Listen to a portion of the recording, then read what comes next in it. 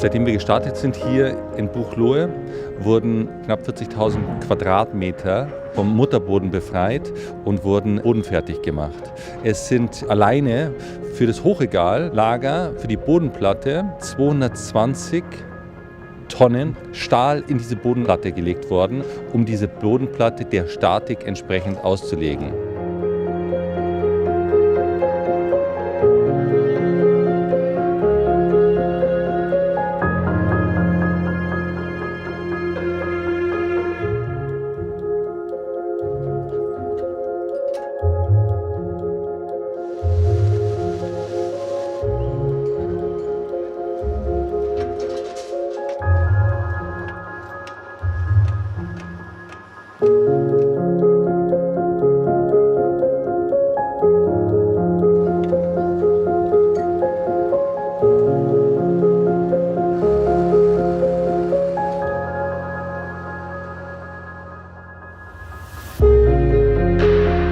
Wir haben vor 3 Wochen angefangen mit dem Stahlbau.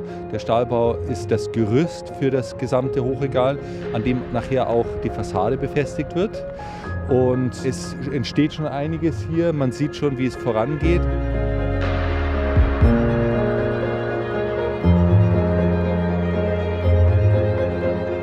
Das Besondere an dem Hochregallager ist auch die Sicherheit. Normalerweise gibt es die Möglichkeit, mit Wasser zu löschen. Das heißt, da werden Sprenkleranlagen gemacht. Wir haben uns für eine andere Variante entschieden und wir werden das inertisieren. Inertisieren heißt Sauerstoff entziehen und dadurch kann auch kein Brand entstehen. Tut man eine brennende Palette in dieses Lager reinschieben, wird sofort der Brand erlöschen.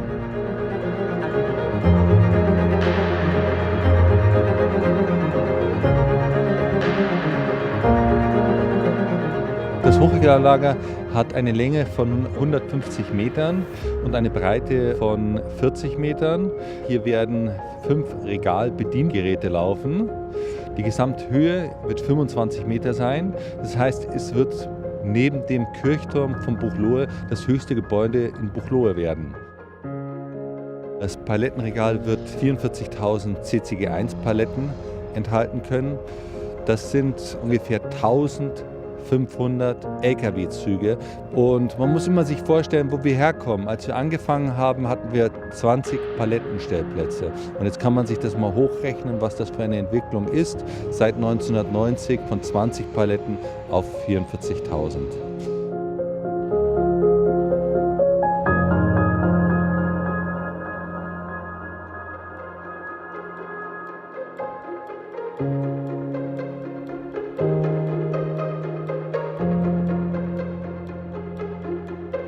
Zur Energiebilanz haben wir uns sehr viel Gedanken gemacht, weil wir nicht nur neu bauen wollen, sondern es auch für uns besonders wichtig ist, dass wir ökologisch bauen. Das heißt, dass wir nachhaltig bauen.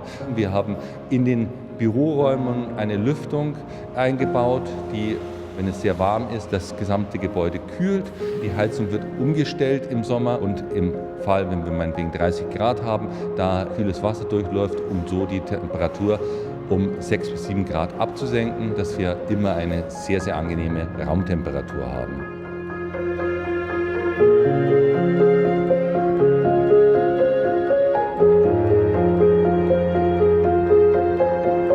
Die Heizung ist eine Grundwasserheizung, die wir haben, eine Grundwasserpumpe, die mit Strom betrieben wird. Es ist grundsätzlich so, dass wir auf unserem Dach der Logistikhalle 1500 Quadratmeter Photovoltaikanlagen angebracht haben. Diese erzeugen 240 kW Strom und unsere gesamte Bedarf, den wir haben als Firma, sind 250 kW. Das heißt, wir erzeugen den Strom, den wir brauchen, selber. Das ist uns besonders wichtig gewesen.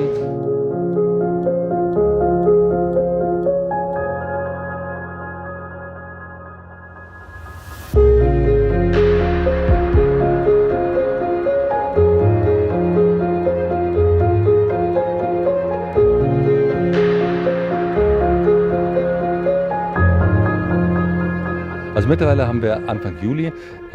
Das Bürogebäude ist, wie man jetzt mittlerweile sieht, fertiggestellt worden. Es war im Mai bereits fertig und die Logistikhalle ist auch fertiggestellt worden, übergegeben Anfang Juni.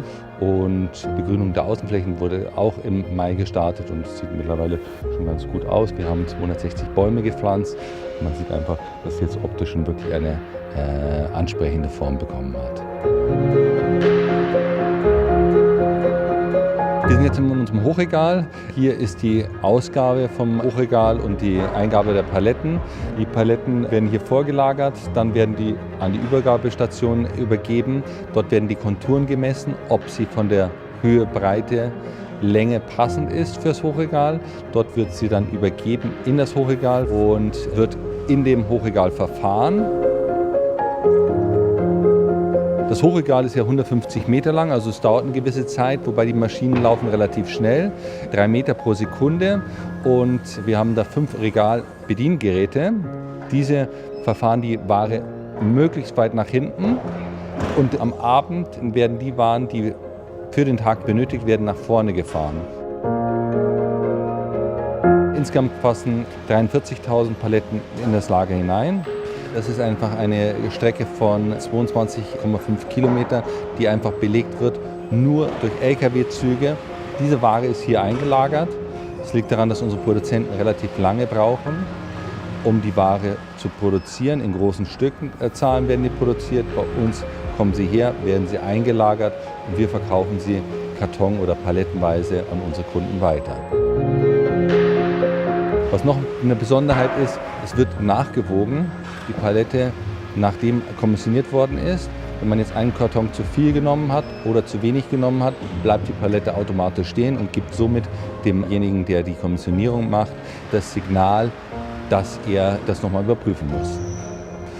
Weiteres ist natürlich, dass hier ein sehr schöner Arbeitsplatz. Wir haben natürlich sehr, sehr gute Mitarbeiter, die auch gut geschult sind, aber es ist jetzt noch wesentlich ergonomischer als vorher. Vorher mussten unsere Mitarbeiter 10 bis 15 Kilometer am Tag laufen, um die Ware zusammenzusuchen.